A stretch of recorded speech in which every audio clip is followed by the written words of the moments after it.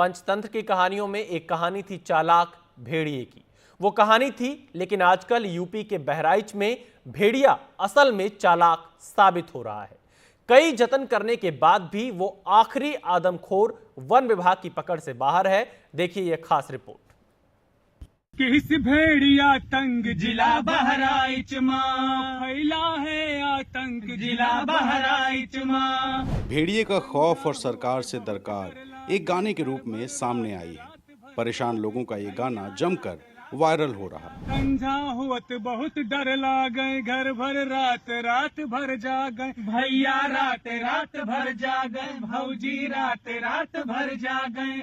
सरकार करो प्रबंध जिला बहराइच मां फैला है आतंक जिला बहराइच मां।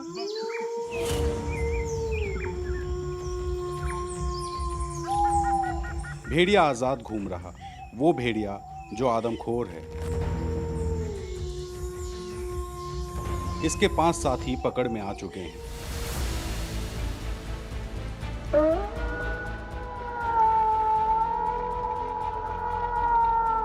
डीएफओ साहब को भी इतनी सख्त ड्यूटी शायद पहले कभी ना करनी पड़ी हो, लेकिन कोई कोशिश कामयाब नहीं हो पा रही। आवाज़ इसलिए निकाली जा रही है कि अगर आसपास होगा तो उसको लगेगा, हो सकता है जो छठा भेड़िया उसको लगेगा कोई साथी की तलाश में, साथी वो ढूंढ रहा है अपना कि कहाँ गए साथी, तो आवाज़ आएगी। हो सकता है वो सोचे कि लगता है उनका साथी कहीं से जो बिछड़ा था वो आ गया, तो उसी चक्कर में वो भी आवे, मिलने के लिए आवे।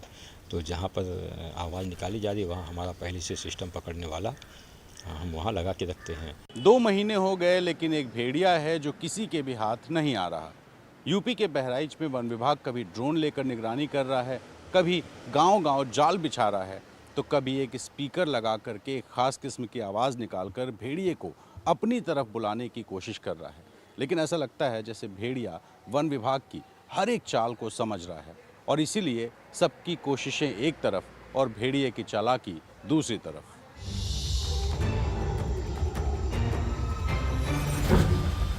भेड़िए के हमले में अब तक कुल 10 लोगों की मौत हो चुकी है। 60 से ज़्यादा लोग मौत के मुंह से बाल बाल बचकर निकल आए। हालत ये है कि पहले लोगों को रात में डर लगता था, लेकिन अब दिन में भी लोग सहम गए हैं। कहा जा रहा है कि गुरुवार को स्कूल जा रहे 11 साल के एक बच्चे को भेड़िए ने निशाना बनाने की कोशिश की।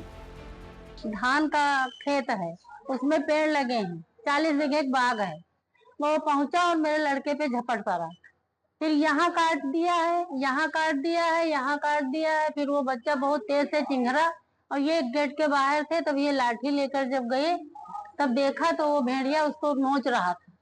फिर इन्होंने चिल्लाया, फिर 2-4 आदमी और गए। एक कारुल नाम का है, हमारे वहाँ रहता है, वो दौड़ के गया। फिर वो छोड़कर और धान में घुस के गन्ना में चला गया। भेड़िया अब यूपी में राजनीतिक बयानबाजी का भी मुद्दा बन गया। समाजवादी पार्टी के अध्यक्ष अखिलेश यादव ने भेड़िया पीड़ितों के परिवार से लखनऊ में मुलाकात की और उन्हें आर्थिक मदद देने के साथ ही सरकार पर निशाना साध दिया।